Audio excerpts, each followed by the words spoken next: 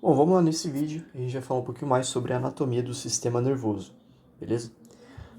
Começando pelo sistema nervoso, a gente vai ver as principais células, a divisão anatômica, as camadas que protegem esse sistema nervoso, né, o sistema de proteção. A gente também vai ver as principais estruturas do sistema nervoso, central e periférico, e os nervos cranianos, beleza? Então, vamos lá. Começando pelo sistema nervoso, né? Então, quando a gente fala de sistema nervoso, né, a gente tem uma divisão desse sistema nervoso em dois. A gente tem o sistema nervoso central e o sistema nervoso periférico. A gente não vai falar disso agora. Mas qual que é a função desse sistema nervoso de modo geral, tá? O sistema nervoso, ele tem três funções. Ele tem funções sensitivas, funções integradoras e funções motoras. Beleza? Então, vamos lá, essas ações sensitivas estão relacionadas justamente com as sensações, né, com os sentidos. Então a gente tem que todos os estímulos eles são captados, né, e mandados para o nosso encéfalo, para o nosso sistema nervoso central. Então a gente tem que geralmente essa ação sensitiva aqui está relacionada justamente com a detecção de estímulos. Então a gente pode dizer detecta estímulos e manda para o encéfalo, medula encéfalo.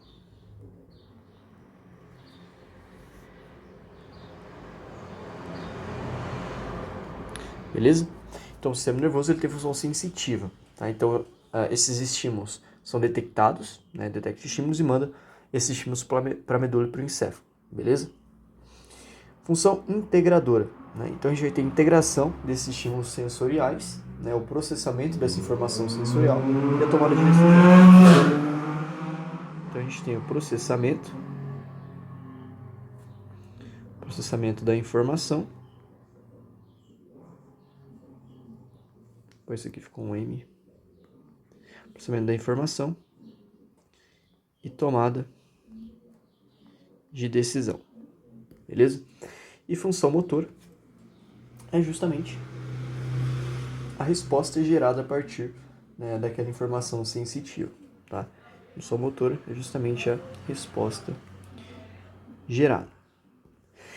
Então vamos lá, né? Se a gente for pensar na divisão do sistema nervoso, então a gente tem aqui, né, pessoa, né? Aqui a gente tem sistema nervoso central, encéfalo e medula, né? Medula, e sistema nervoso periférico corresponde aos nervos e os gânglios, que a gente já vai ver. Tá? Então aqui está o sistema nervoso periférico. O sistema nervoso periférico ele vai receber os sinais sensitivos, né? Vai mandar para o sistema nervoso central. O sistema nervoso central ele vai filtrar essa informação, vai processar ela e vai mandar uma resposta para o sistema nervoso periférico. Beleza? Então, basicamente é assim que o sistema nervoso trabalha. E uma outra definição que a gente também pode ter em relação ao sistema nervoso, né, é que ele é o sistema que capta mensagens, ele capta mensagens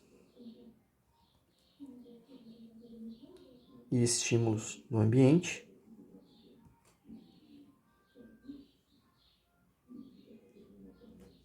ele processa essas informações, armazena alguma delas, né, arquiva essas informações e elabora respostas, beleza? Que tipo de respostas? Respostas através de movimentos, através de sensações e através da cognição. Tá? Então, quando a gente fala em cognição, a gente tem um amplo leque, né, do que seriam as coisas que fazem parte da cognição. Então, a gente tem, por exemplo, envolvida na cognição, o nosso raciocínio, pensamento,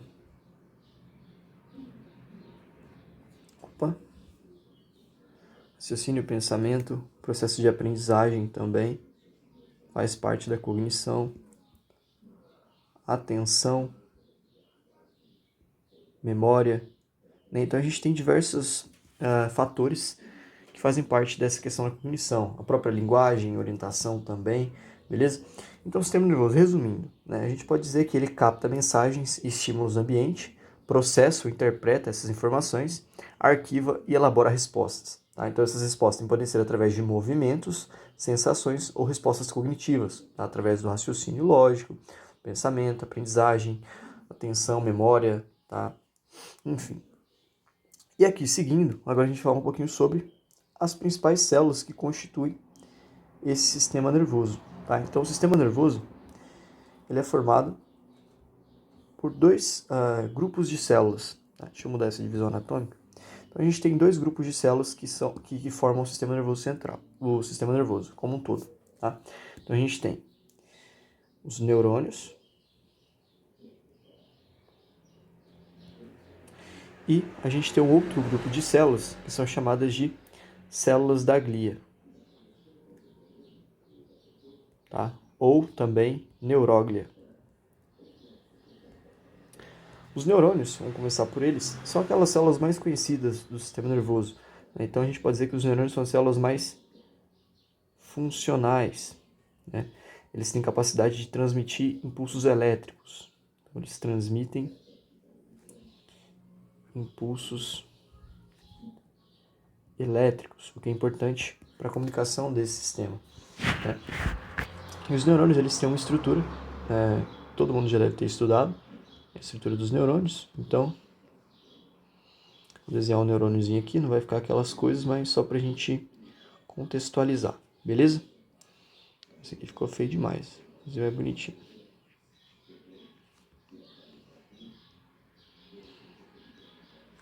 Então, vamos lá, falando do neurônio. Aqui no neurônio a gente tem algumas estruturas, né? Então aqui a gente tem o corpo do neurônio, né? Dentro do corpo a gente vai ter o núcleo, né, dessa célula. Então a gente tem que no corpo do neurônio, né, a gente vai ter esse núcleo, no núcleo vai acontecer o metabolismo celular. Tá? Então aqui a gente vai ter no corpo do neurônio o metabolismo celular acontecendo. Tá? Então todas as reações celulares vão acontecer dentro desse corpo aqui, beleza? Aí a gente tem também os dendritos. Os dendritos são ramificações dos neurônios, né, que vão receber os impulsos nervosos. Tá? Então eles são ramificações do corpo do neurônio e eles recebem os impulsos que chegam ao neurônio. Tá? Então a gente tem que o neurônio, quanto mais dendritos o neurônio tiver, mais conexões com outros neurônios ele vai ter. Tá? Ou seja, ele vai participar de mais sinapses.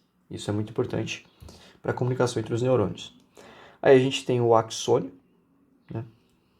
O axônio nada mais é do que o caminho por onde essa mensagem vai passar. Tá? Então ele vai transmitir as mensagens. Beleza? Ele é um caminho por onde esses impulsos nervosos que chegaram aqui dos dendritos vão passar. Tá? Aí a gente tem aqui também a bainha de mielina, que é uma estrutura muito importante. A bainha de mielina, as principais funções dela são, né, ela acelera a passagem do impulso.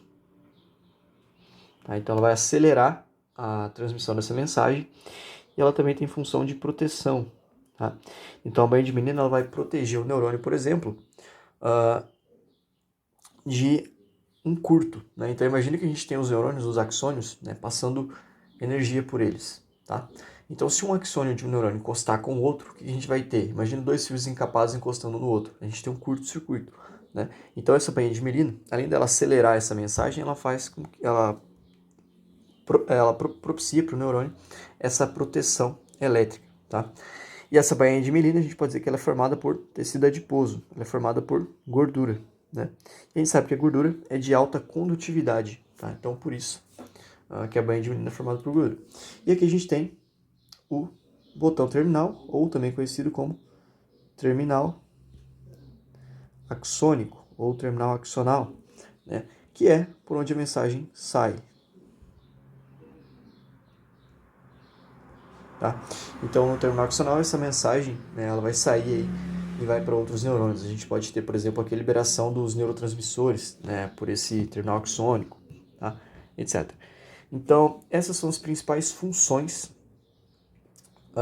essas são as principais estruturas e funções de cada uma delas do neurônio, tá? Agora, vamos falar sobre o outro tipo de célula que a gente tem aqui, vou fazer de outra cor para não confundir, que são as células da neuroglia,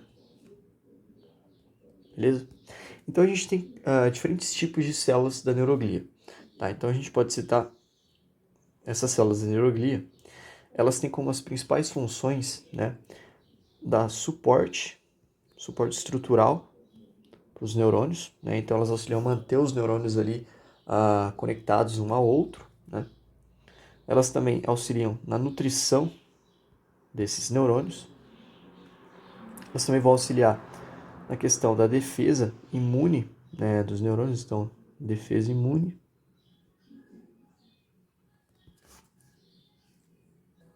Ou proteção, né? A gente tem alguns tipos de células da glia, como por exemplo a micróglia, né, que atuam como células fagocíticas. Então, elas também fagocitam agentes infecciosos, por exemplo. Então, a gente tem células que fagocitam moléculas e elas também participam das sinapses, tá? Como no caso dos astrócitos, por exemplo. Participam das sinapses. E agora, quais são essas células da glia, né? Então, a gente tem como as células da glia, as principais. São os astrócitos, né? As células ependimárias,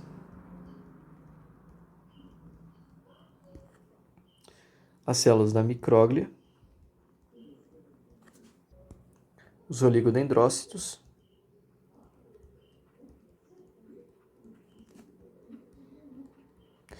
e no sistema nervoso periférico a gente tem as células de Schwann, beleza?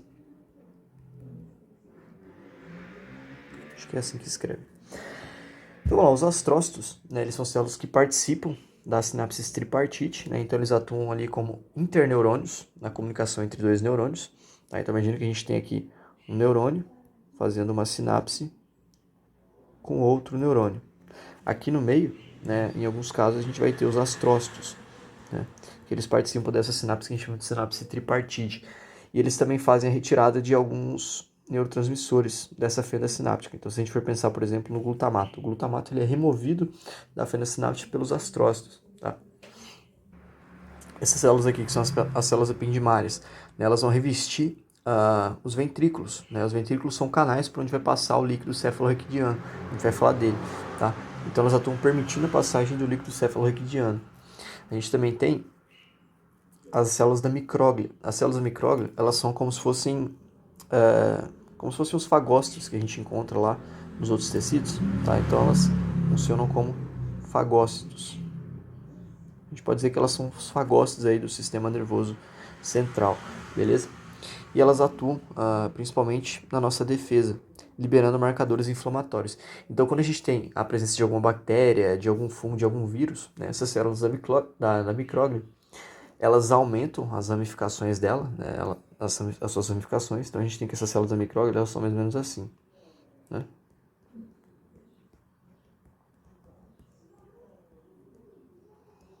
Então, quando a gente tem a entrada de algum agente infeccioso, essas células elas vão aumentar suas ramificações e elas vão atuar liberando marcadores inflamatórios, beleza? Para que as outras células possam fagocitar, né? As células imunes, e elas também auxiliam nesse processo de fagocitose. Né? Então, aqui a gente tem, por exemplo, essas células ependimárias. Um outro tipo de célula que a gente tem são os oligodendrócitos e as células de Schwann. Tá? Os oligodendrócitos e as células de Schwann, eles são muito importantes porque eles são responsáveis por formar a bainha de mielina dos neurônios. Tá? Então a gente tem que os oligodendrócitos eles vão formar a bainha de mielina dos neurônios do sistema nervoso central. Tá? E essas células de Schwann elas vão formar a bainha de mielina nos neurônios do sistema nervoso periférico. Beleza? Então, oligodendrócitos formam a bainha de mielina no sistema nervoso central, células de Schwann no sistema nervoso periférico.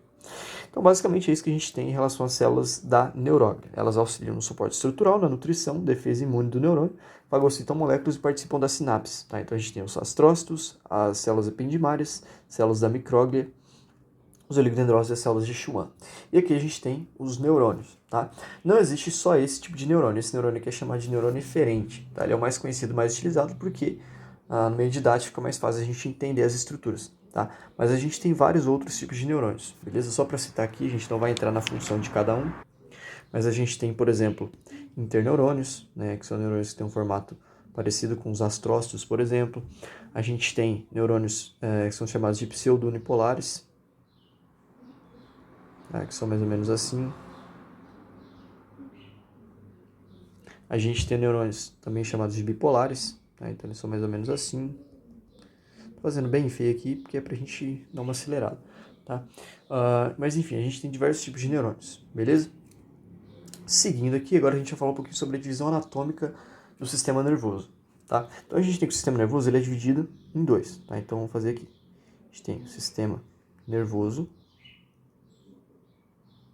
né? O sistema nervoso ele tem duas divisões, tá? Então a gente vai ter o sistema nervoso central e o sistema nervoso, vou fazer de outra cor para dar uma diferenciada, e o sistema nervoso periférico. Beleza? Começando pelo sistema nervoso central. O sistema nervoso central ele é composto pelo encéfalo,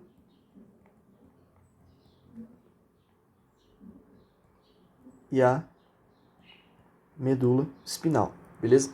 A gente tem que a medula espinal, ela vai funcionar como se fosse uma ponte entre os estímulos sensoriais que chegam do sistema nervoso periférico, né? E ela vai mandar esses estímulos para o encéfalo.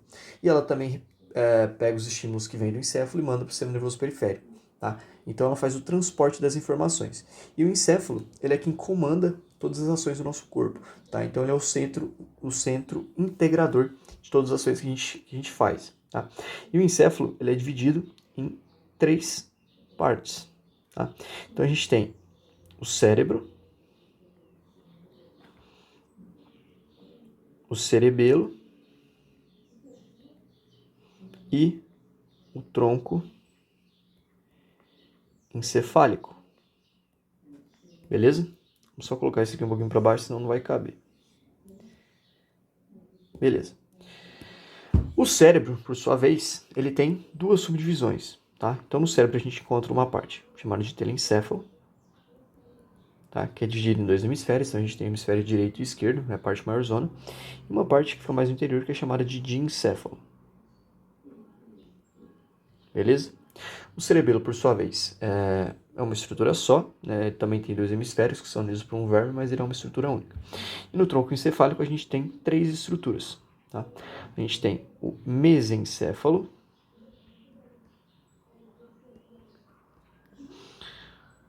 a ponte e o bulbo, beleza? E uma outra subclassificação que a gente tem é aqui no diencéfalo, tá? O diencéfalo, ele é subdividido em mais quatro partes. Então a gente tem no diencéfalo uma área que a gente chama de tálamo, tem o epitálamo, o hipotálamo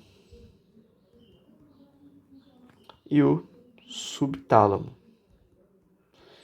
Tá? E cada uma dessas partes vai ter funções importantes aí, beleza?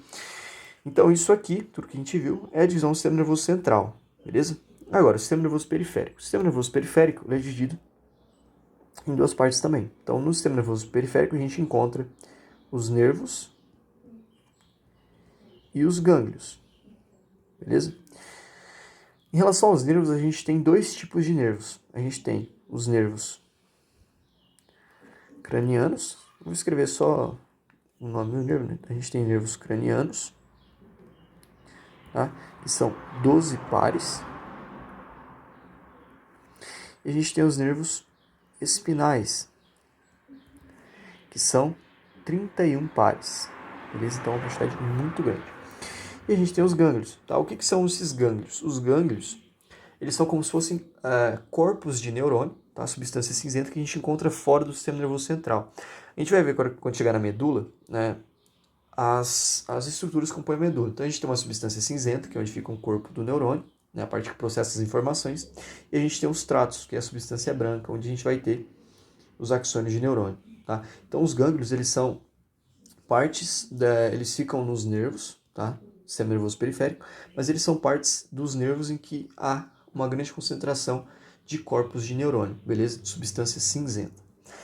Então, em relação à divisão anatômica do sistema nervoso, é isso que a gente tem, tá? Faltou um aqui no nervoso, só agora que eu reparei. Sistema nervoso, beleza? Falando um pouquinho agora sobre a proteção do sistema nervoso. Então, a gente tem aqui 3 tipos de proteção, a gente vai falar um pouquinho sobre cada uma delas, tá? Começando aqui pelos ossos. Então, a gente tem que o sistema nervoso ele é um sistema muito frágil, né? Se a gente for pensar no nosso cérebro, quem já teve aula de anatomia, quando você rela no cérebro, ele tem uma textura, parece um cogumelo, né? Ele é meio molinho assim, tá? Então, se a gente for pensar, ao mesmo tempo, né, ele comanda diversas ações no nosso corpo. Então, o nosso cérebro, ele precisa estar muito bem protegido, né, contra impacto, contra, enfim, qualquer tipo de problema que a gente possa ter. Tá? E para isso a gente tem 3 camadas que vão proteger o nosso cérebro. Começando com a mais externa delas, com a mais resistente, a gente pode dizer que são os ossos. Tá? Então, os ossos, eles vão estar protegendo o nosso encéfalo e também a medula. Então, a gente tem, por exemplo, os ossos do crânio, tá? Aqui a gente tem como exemplo os ossos do crânio. Tá? Então, esse osso aqui é um osso do crânio, que eu dei um zoom, então eu peguei um pedacinho desse osso do crânio e dei um zoom nele. Os ossos do crânio, eles têm um formato que a gente chama de diploide. O que seria isso? Aqui, ó, tá vendo que tem uma parte preta, 2 partes pretas, né, nas extremidades e várias bolinhas lá dentro, tá? Essa parte preta aqui corresponde a osso compacto. E essa parte interna aqui corresponde a osso esponjoso. Beleza? O que acontece? Essa estrutura forma como se fosse um sanduíche. Então a gente tem 2 camadas de osso compacto. Deixa eu fazer a setinha aqui, porque senão fica meio estranho.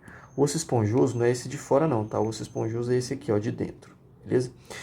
Então, quando a gente tem 2 camadas de osso compacto e osso esponjoso no meio, a gente chama isso de diploide, é uma formação diploide. Então, os ossos do crânio, eles têm essa formação diploide. Entre os ossos do crânio que protegem o nosso encéfalo, por exemplo, a gente pode citar, né, o osso frontal, os ossos parietais, né, então parietal, temporal, occipital e o esfenoide. Beleza? São os principais ossos aí que protegem o nosso crânio. São os chamados ossos do neurocrânio. Beleza? Beleza? E a gente tem os ossos que vão proteger a nossa medula. Então, esses ossos do crânio, eles vão proteger o quê? Os ossos do crânio fazem a proteção do encéfalo. Mas a gente também tem a medula. Então, a medula ela é protegida pelas vértebras. Beleza? Então, nas vértebras, a gente tem aqui, por exemplo, o corpo, né? A gente tem os processos espinhoso, processo transverso, enfim, canal vertebral. E essas estruturas da vértebra, né, fazem com que a vértebra possa proteger a medula espinal, que vai passar onde? Vai passar lá no canal medular. Então, lá dentro da vértebra, a gente tem um canal medular, que é por onde a medula espinal vai passar. Beleza? Onde vai ficar a medula espinal. Tá bom? E agora, seguindo, né, a gente vai para as meninges. Né? Então, o que são as meninges? As meninges são camadas que vão fazer a proteção. São camadas mais internas, elas ficam mais internas que os ossos, né? E elas recobrem ali a medula, tá? E o encéfalo. Então a gente tem, por exemplo, aqui, isso aqui é um osso, tá? Um osso do crânio, por exemplo, tá? E aqui a gente tem 3 tipos de meninges, uma em vermelha, uma em azul e uma em verde, tá? Então vamos começar falando sobre as meninges. Então a primeira delas, a gente vai falar, é a meninge mais externa, tá? Que é chamada de dura mater. A gente também tem uma outra meninge mais interna, que é a aracnoidea. E a mais interna, que é a pia mater, beleza? Como a gente pode ver aqui, essa pia mater, ela está em contato direto aqui com o nosso cérebro, beleza? Então ela é a camada mais interna. Então a gente tem que a dura mater, ela é a camada das meninges mais externa. A aracnoide, ela é média, né? Então ela fica entre a mais externa e a mais interna. E a pia mater aqui é a camada mais interna que a gente tem no nosso cérebro, beleza? Então, em relação à função, a gente tem que essa dura mater, ela é a camada mais externa, ela também é a camada mais grossa, né? Por quê? Porque ela vai fazer essa proteção externa, tá? Ela também possui alto índice de vascularização, tá? Então ela é muito vascularizada e ela também é muito inervada, então ela possui uma alta quantidade de inervação, beleza? Então essa dura mater é a camada mais externa, ela é mais grossa do que as outras, mais vascularizada e mais inervada, tá? Aí a gente tem a camada, essa outra camada que é chamada de aracnoide, né? Essa outra meninge. Essa meninge aracnoide, ela é uma meninge intermediária, né? E ela tem paredes que parecem como teias de aranha, tá? Então por isso que ela tem esse nome de aracnoide. Então as paredes dessa meninge, elas se juntam ali a pia mater como se fossem teias de aranha. Então as paredes parecem teia de aranha, beleza? E a pia mater é a camada mais interna, né? Ela é uma membrana fina, beleza? E ela tem contato direto com o encéfalo e a medula, tá? Então ela é a membrana que está em contato direto com o encéfalo e a medula.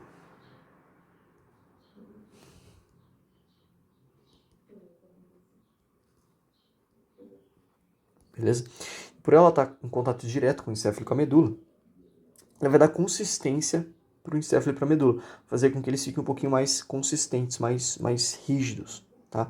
Então ela é importante na consistência, beleza? Porque o cérebro ele é todo moengão. E entre essas meninges a gente tem alguns espaços, tá? Então a gente tem, por exemplo, um espaço entre essa dura mater e a meninge aracnoide, que é chamado de espaço subdural. Espaço subdural. Nesse espaço subdural aqui, né, quando você vai fazer alguma cirurgia, alguma coisa, você precisa tomar anestesia geral.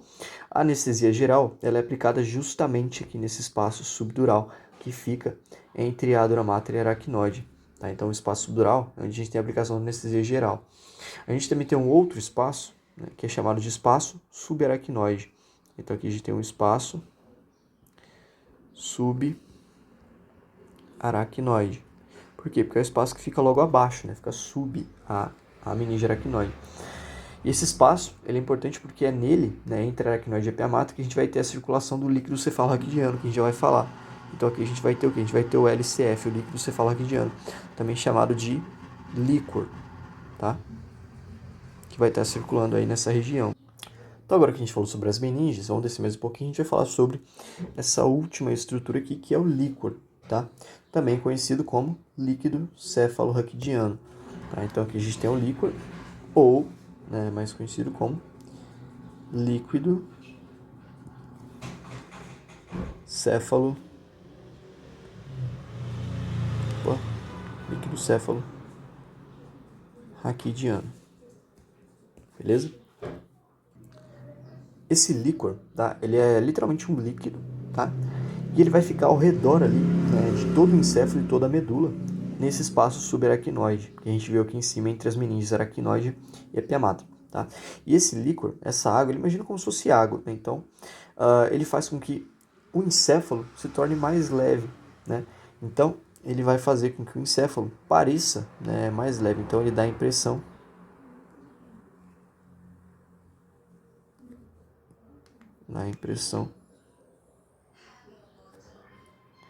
de que o encéfalo fica mais leve. Seguindo o princípio, né, que a gente fala que é o princípio de Arquimedes. né? Então a gente tem que o Arquimedes era um filósofo lá, né, na Idade Antiga. E o Arquimedes, ele tinha esse princípio de que um corpo imerso em líquido ele se torna mais leve, né? Então se a gente for pensar no encéfalo, o encéfalo ele pesa mais ou menos 1,5 kg. Porém, como a gente tem esse líquor, a gente tem esse líquido ao redor dele, né? Por ter esse líquido envolvendo o encéfalo, a gente tem a impressão de que o encéfalo ele fica mais leve, né? Torna-se mais fácil para a gente aguentar, por exemplo, o encéfalo, beleza? O peso do encéfalo. Uma outra coisa que esse líquido cefalorraquidiano faz, né, que é muito importante, é a proteção, né, como a gente viu. Então, a principal função dele é o quê? A proteção. Proteção contra impactos, né, contra pancadas. Então, ele que vai ser o principal responsável. Proteção contra pancadas, né, contra choques, traumas, enfim. Porque imagina, quando você bate a cabeça, né, o que acontece? Você bate a cabeça, o cérebro ele vai balançar lá dentro, né, o seu encéfalo. Porém, né, você, em alguns casos, não vai ter danos muito graves. Por quê? Porque você tem essa água, né, esse líquido, amortecendo esse impacto, beleza? Então, as principais funções dele, ele torna o encéfalo mais leve, né, e a proteção, né, contra pancadas e choques, beleza? E ele também vai auxiliar, né, na nutrição do encéfalo, a gente pode dizer de alguma forma, porque ele é um líquido formado por glicose, oxigênio, sódio e outras substâncias. Então, a gente pode dizer que ele também auxilia, né, aí, na nutrição das estruturas aqui das meninges, principalmente, beleza?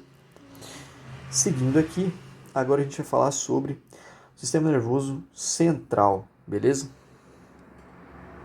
Aqui só está o sistema nervoso, porém a gente fala sobre o sistema nervoso central. E aqui a gente já tem um cérebrozão, né? A gente vai dar uma dissecadazinha nele aqui. E a gente tem algumas estruturas que a gente viu na divisão lá, né? Então aqui a gente tem tudo isso aqui é a parte do cérebro, né? Então aqui no cérebro a gente vai ter o telencéfalo, tá? O telencéfalo é dividido em dois hemisférios, né? E a gente viu o hemisfério direito e esquerdo, que são unidos pela fissura longitudinal. Aqui dentro a gente vai ter, né? Nesse meio aqui, deixa eu fazer de outra cor. Aqui a gente vai ter, não, assim não pega. Opa, vou fazer de azul, né? Aqui a gente vai ter a área do diencéfalo, tá? Então ali marcado de azul a gente vai ter o diencéfalo, beleza? Aqui atrás a gente tem o cerebelo, né? E aqui a gente vai ter o tronco encefálico, que é dividido em três partes, tá? Então a gente faz uma divisãozinha aqui. Mais superior a gente tem o mesencéfalo. No meio a gente tem a ponte. Embaixo a gente tem aqui, né, o bulbo, beleza? Então essas são as três partes aí desse tronco encefálico. Esses três aqui constituem o tronco encefálico. Esses dois aqui constituem o cérebro, beleza? E aqui a gente já tem a medula, beleza? Então vamos lá, falando sobre cada parte desse cérebro, a gente vai dissecar cada uma delas. Começando pelo cérebro, beleza? Então aqui a gente tem o que? A gente tem o cérebro. Então falando sobre o cérebro, a gente tem que o cérebro ele é dividido em 4 lobos, tá? Vou colocar ele mais para o meio aqui. Então a gente vai ter 4 lobos que estão coloridos aqui. Esse de azul é o lobo frontal, beleza? A gente tem um lobo frontal. Esse lobo aqui é um lobo muito importante porque ele vai ser responsável pela maioria das ações intelectuais do nosso cérebro. Então a gente pode dizer que ele tem uma função intelectual. O que seria essa função intelectual? Então é nessa parte do cérebro que a gente vai ter ações como, por exemplo, o nosso raciocínio, planejamento de ações, né? Nosso pensamento. O processo de aprendizagem vai depender muito dessa área, né? Também está relacionado com a memória, com a nossa cognição, né? Então a gente tem que esse lobo frontal, ele é muito importante para diversas ações intelectuais que a gente tem. Ele também vai auxiliar, por exemplo, a coordenação do movimento, né, junto com outras estruturas, tá? Enfim, seletividade de atenção, né? A gente só consegue focar em uma coisa de cada vez. Então, outra coisa que é importante a gente saber é que, por mais que a gente tenha que o lobo frontal ele vai atuar, por exemplo, em questões intelectuais, a gente vai ver que, por exemplo, na memória, a gente vai ter outras áreas envolvidas, né? Coordenação, outras áreas envolvidas, fala, linguagem, tá? Por quê? Porque o cérebro, ele não tem uma área para cada coisa, né? Ele tem várias áreas responsáveis por várias coisas, e elas atuam de forma integral, né? Todas elas, uma cooperando com a outra, a gente pode dizer. Tá? Então, seguindo, a gente vai ter aqui esse lobo amarelinho, que é o lobo parietal. Tá? Então, aqui a gente tem o lobo parietal. O lobo parietal, as principais funções dele, né, vão estar mais relacionadas com a questão da percepção, tá? Ou sensibilidade. Então, ele é um lobo, uma parte, né, do nosso cérebro relacionado com a percepção. Beleza? Percepção do quê? Percepção, sentidos, né? Então, percepção de dor, temperatura, a própria percepção,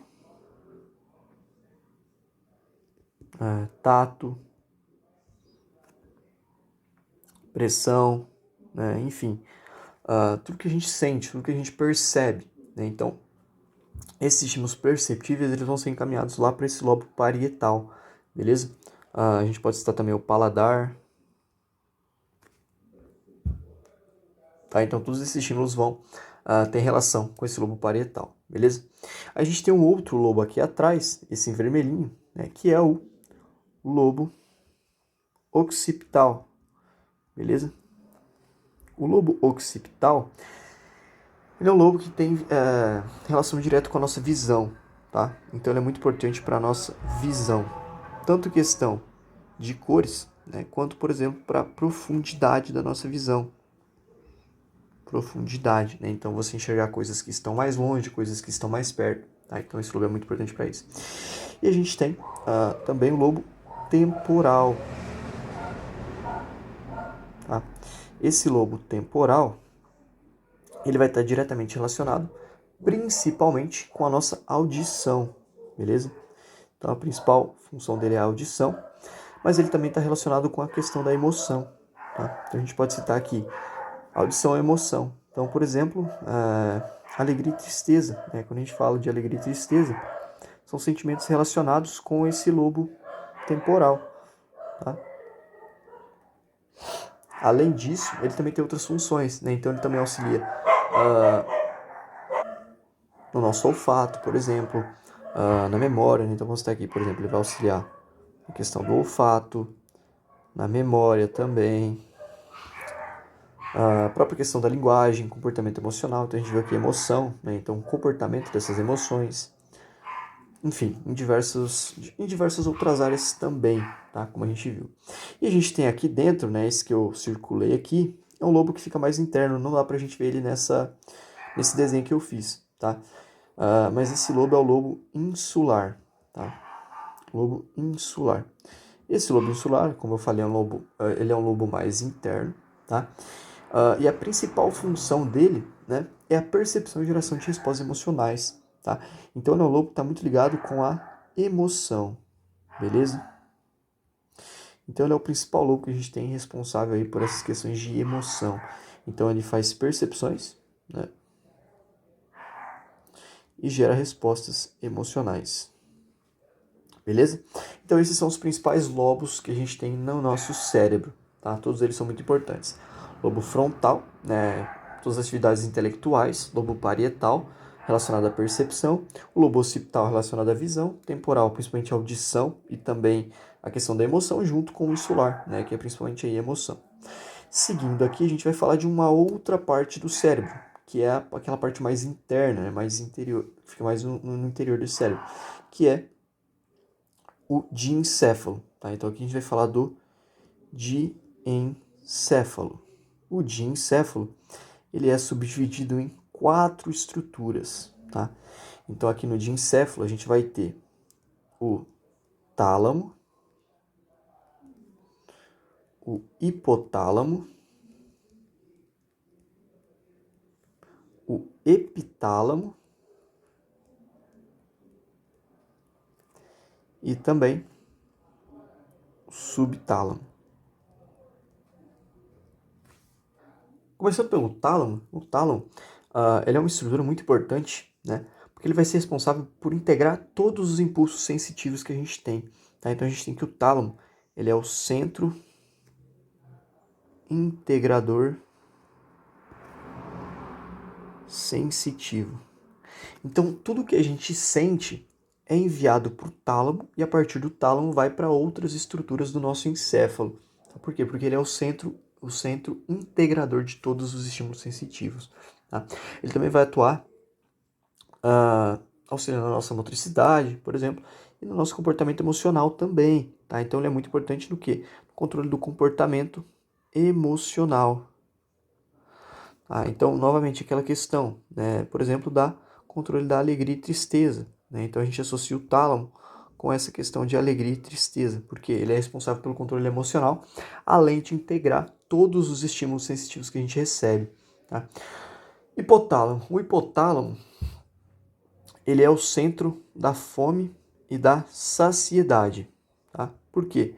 A gente tem no nosso estômago, né, receptores, né, nas paredes intestinais, que quando as paredes intestinais elas se dilatam, né, vai liberar substâncias lá no nosso hipotálamo, fazendo que a gente se sinta cheio. Né? O nome dessas substâncias é grelina. Tá? Quando a gente tem fome, né, as paredes do nosso estômago, quando a gente não come, né, elas vão fechando, né, vão se juntando e libera uma outra substância que faz com que a gente sinta fome lá no hipotálamo. Tá? Então o hipotálamo ele é o centro da fome e da saciedade. Ele também é responsável por controlar o nosso estado de calma e agressividade. Né? Então o nosso comportamento. Né? Então em relação à calma e agressividade. Beleza?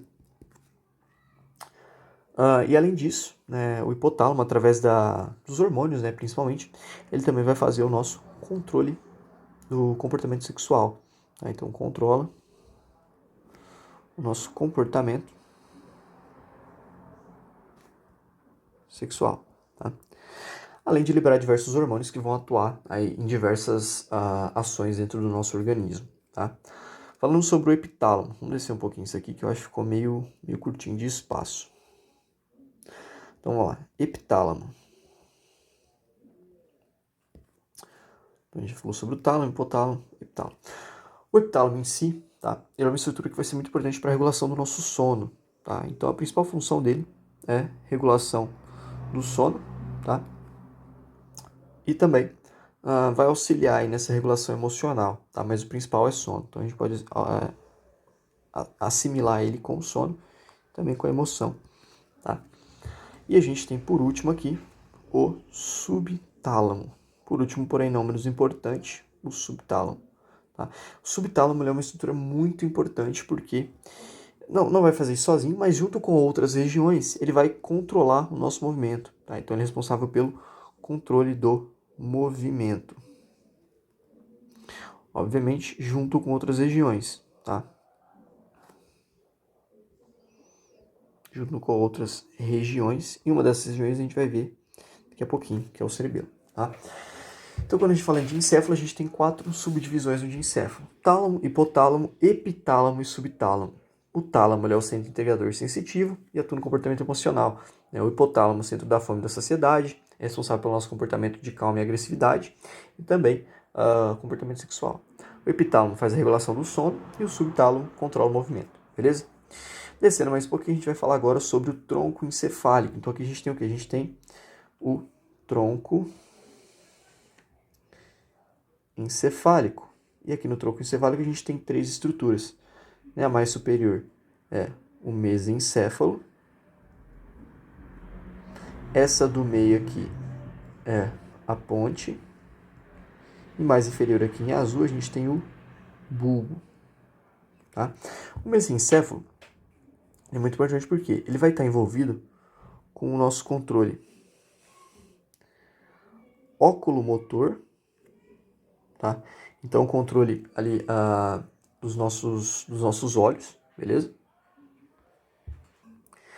E também com o controle dos movimentos do corpo, tá? Controle dos olhos e o movimento, né, do oculomotor e os movimentos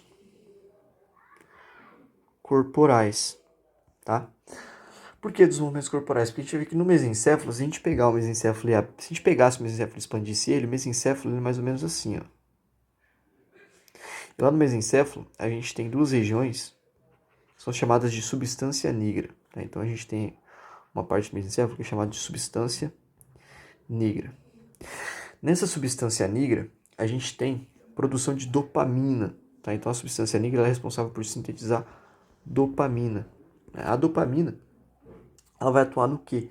Na contração do músculo esquelético. Então a dopamina ela é muito importante para o controle do movimento, né? Na contração musculoesquelética. Beleza?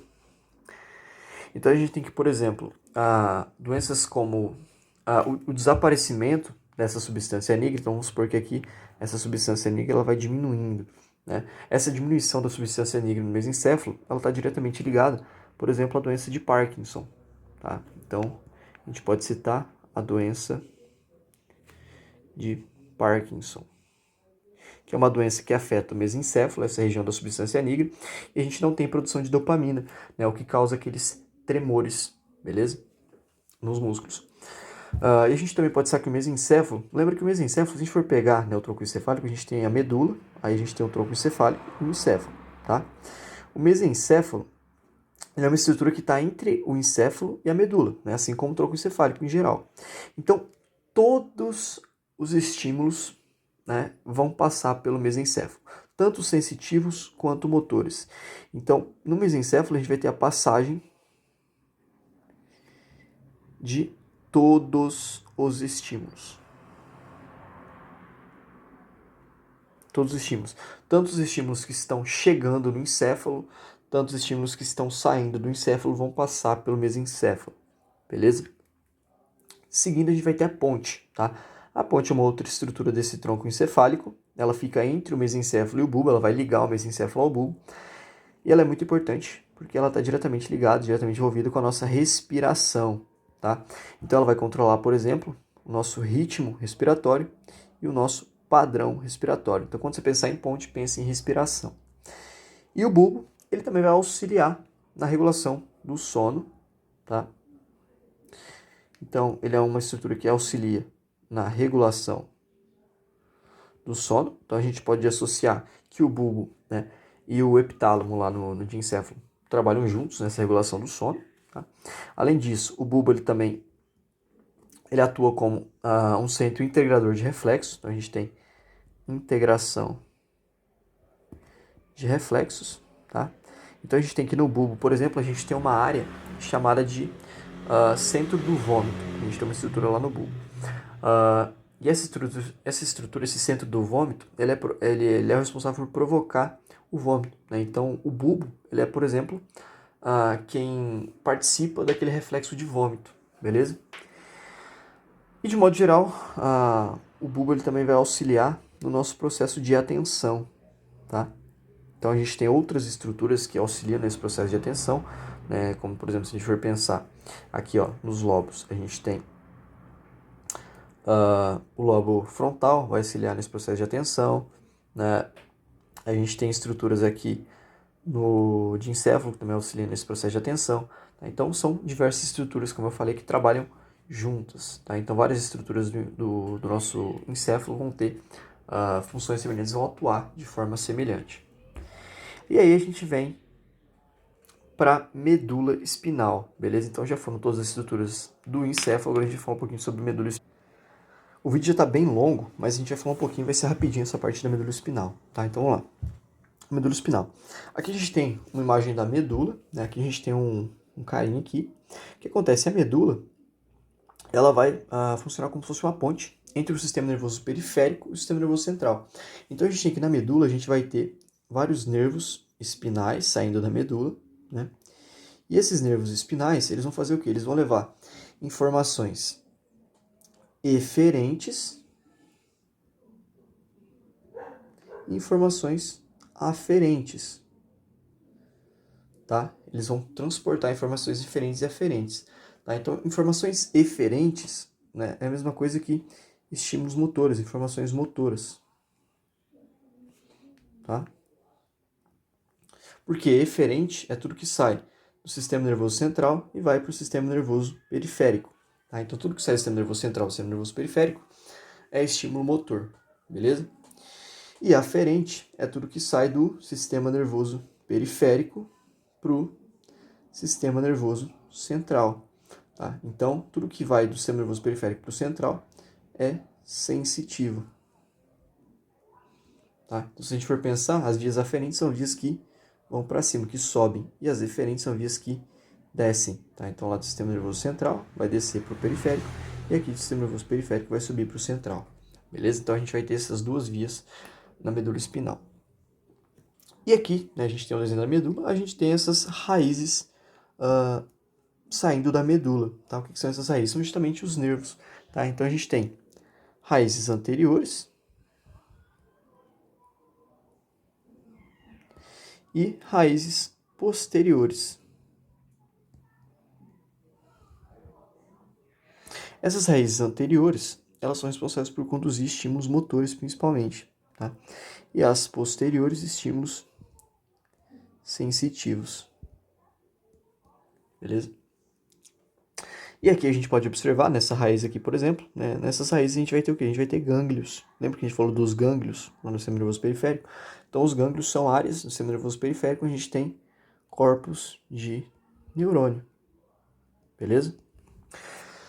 Agora aqui, subindo um pouquinho, a gente vai falar sobre a medula espinal. Também a gente pegou essa medula aqui, a gente cortou ela e deu um zoom. Tá? Então aqui a gente tem a medula. A medula, ela é composta por dois tipos de substâncias. Então a gente tem uma substância chamada de substância cinzenta, que é essa mais interna, que está de cinza, né, pintada de cinza. Substância cinzenta. E uma outra que é chamada de substância branca. Beleza? A substância cinzenta, ela vai ser formada por corpos de neurônio. Então, quando a gente fala em substância cinzenta, o que a gente tem nessa substância cinzenta? Corpos de neurônio. Beleza? E na substância branca, a gente vai ter que ela é formada por axônios de neurônio. Beleza? A substância cinzenta, ela é dividida em 3 partes, tá? Então, a gente tem que ela é dividida em 3 partes, beleza? Aqui é o lado, lembra, aqui tem o lado direito, né? E aqui a gente tem o lado, aqui o esquerdo, beleza? Então, a substância cinzenta ela é dividida em 3 partes que são chamadas de cornos, tá? Então, a gente tem um corno que é chamado de corno posterior, tá? Esse corno posterior, ele é um corno que está relacionado a atividades sensitivas, tá? Então, ele é um corno sensitivo. A gente também tem um outro corno que é chamado de corno lateral. Esse corno lateral, ele vai estar ligado a ações autonômicas que o nosso corpo faz, tá? Então, a gente vai ter que os neurônios que saem desse corno aqui, eles vão inervar, por exemplo, os órgãos da região do nosso tórax, tá? Então, esse corno lateral está relacionado com ações autônomas, beleza? E aqui a gente tem o corno anterior. Corno anterior.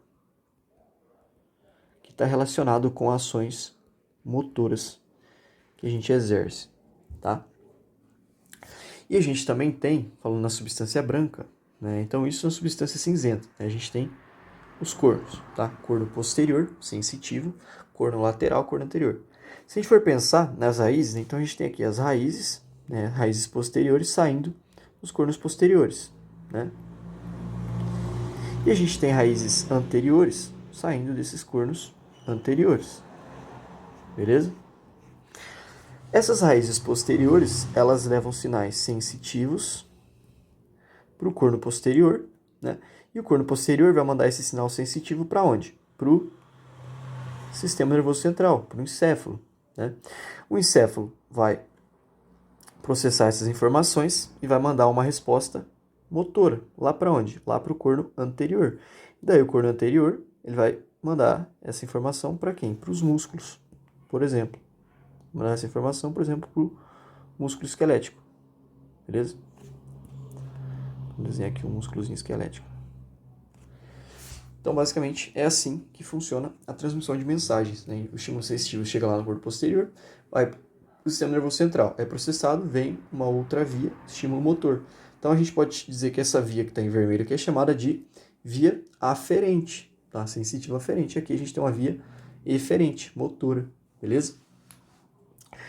E na substância branca, já está tudo riscado aqui, não vai dar para marcar muito bem, tá? Mas eu vou só falar que a substância branca, ela também tem divisões, tá? Na substância branca a gente vai ter o que a gente chama de tratos. Então, ó, na substância branca, a gente vai ter os tratos. A gente não vai falar muito deles porque eles são bem específicos, mas o que são tratos? Tratos nada mais são, né, do que axônios de neurônios que transmitem mensagens em um mesmo sentido, tá? Então, que transmitem impulsos em um mesmo sentido.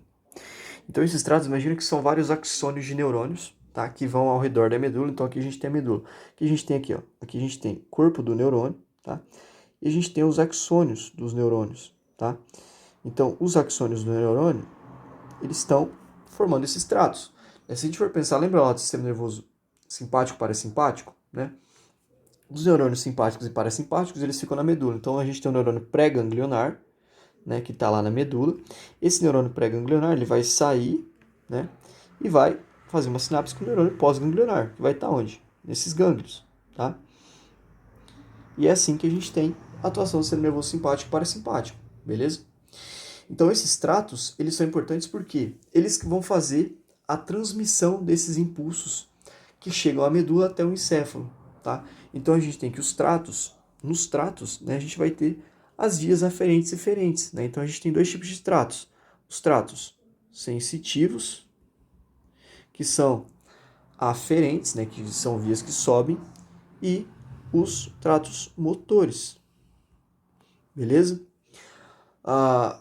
Existem vários tipos de tratos, tá? Vou só citar um nome. Então a gente tem um trato, por exemplo, que é chamado de trato espinotalâmico. Esse trato espinotalâmico, ele leva informação sensitiva lá pro encéfalo, da medula pro encéfalo. Por que espinotalâmico? Então a gente tem, ó, um exemplo, tá?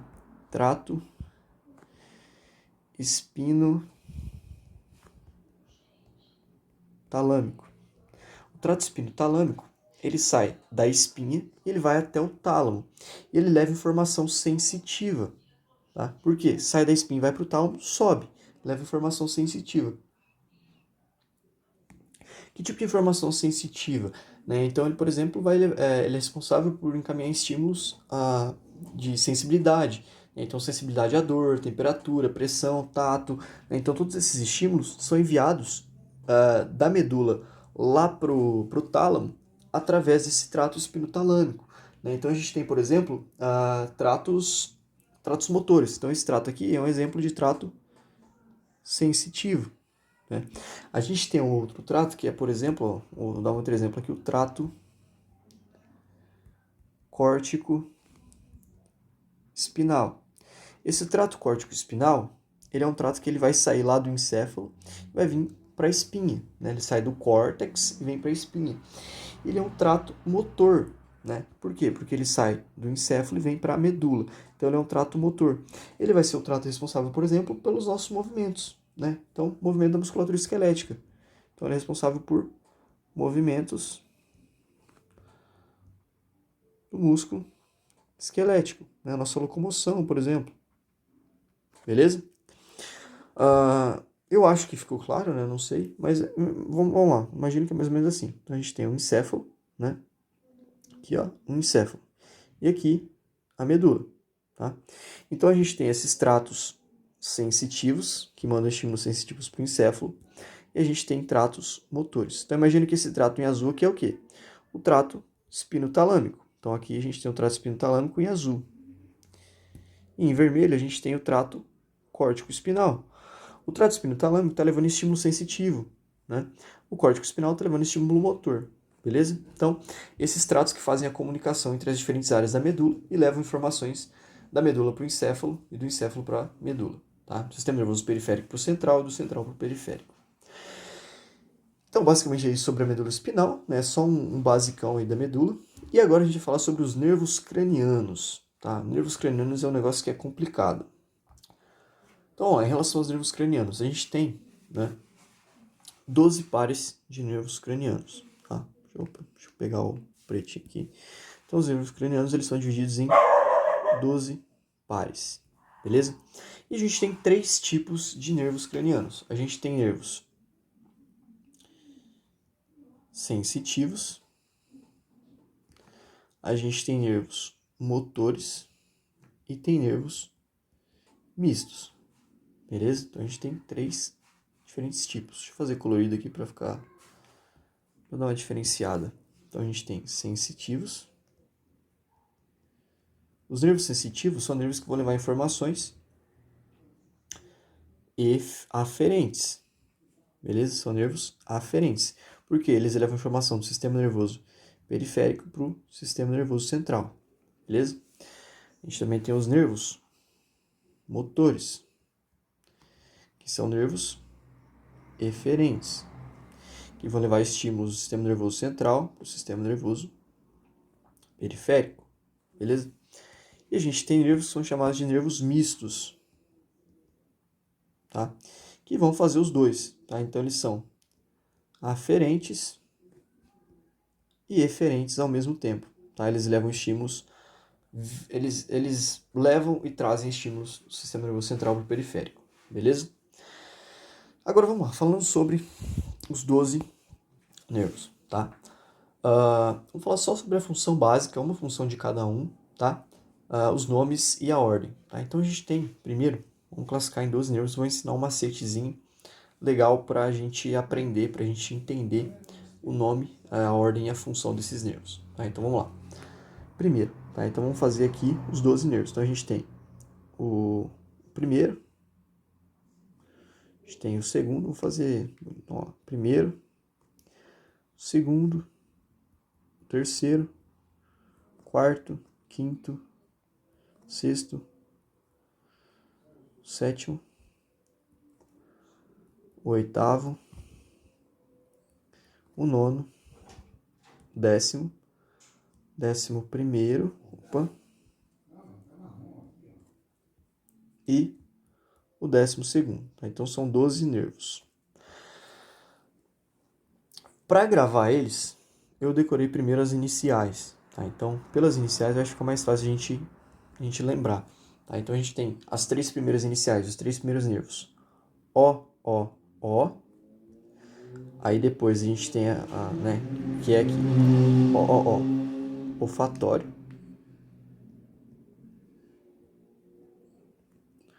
Óptico e óculo motor, beleza? Aí a gente tem na sequência o 4, o 5 e o 6, que a sequência é TTA. Tá?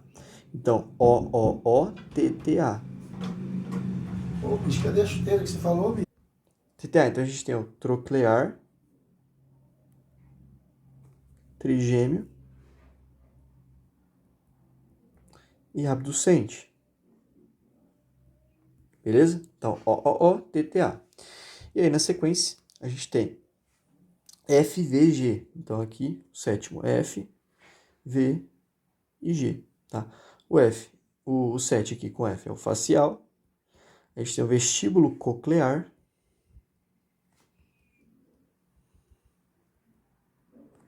Né? E o glosso faríngeo. Beleza? E aí, VAH. Tá? O 10 aqui, VAH. VAH. Então, nervo vago, acessório e hipoglosso. Então assim fica mais fácil de decorar, né, a ordem e o nome dos nervos. Tá? Então você vai na sequência TTA, FVG, VAH. Então olfatório, óptico, óculomotor, troclear, trigêmeo, abducente, facial, vestíbulo coclear, glosso faríngeo, vago, acessório e hipoglosso. Tá? Em relação à função, tá? Vamos lá. Função.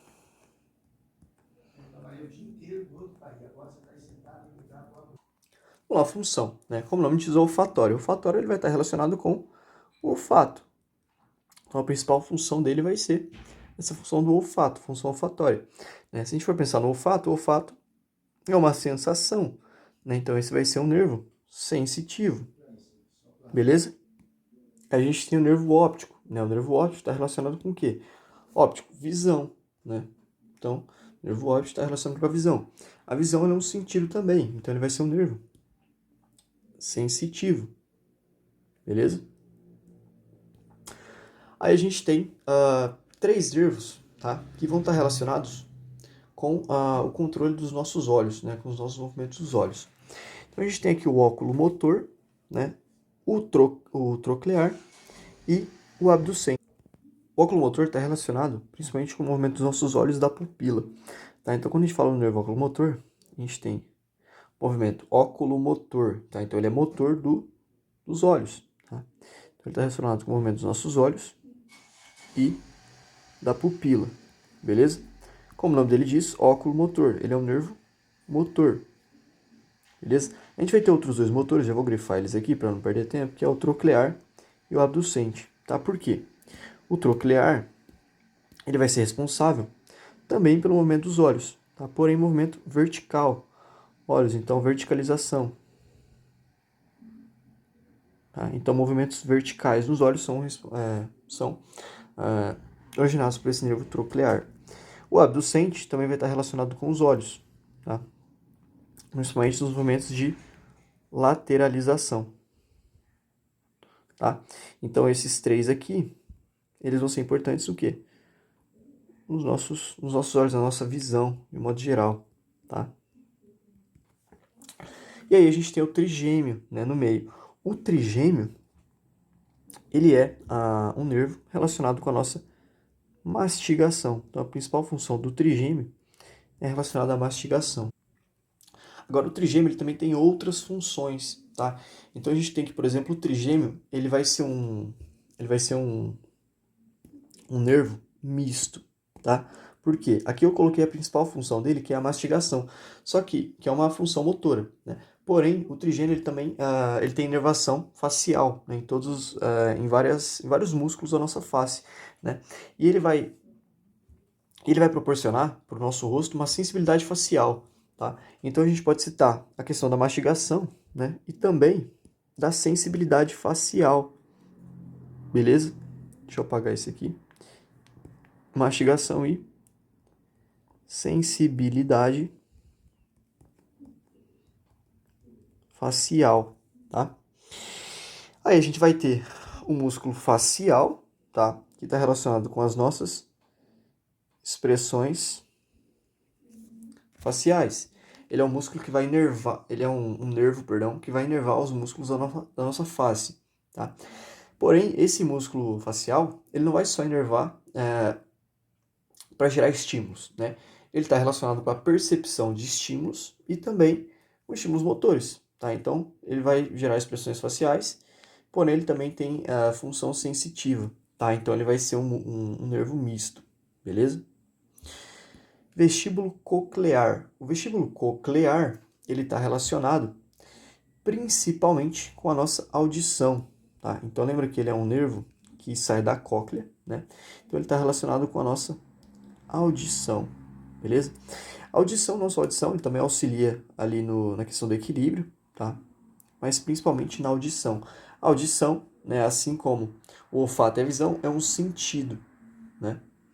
Porque a gente escuta. Então ele é um nervo, ele é um nervo sensitivo, beleza?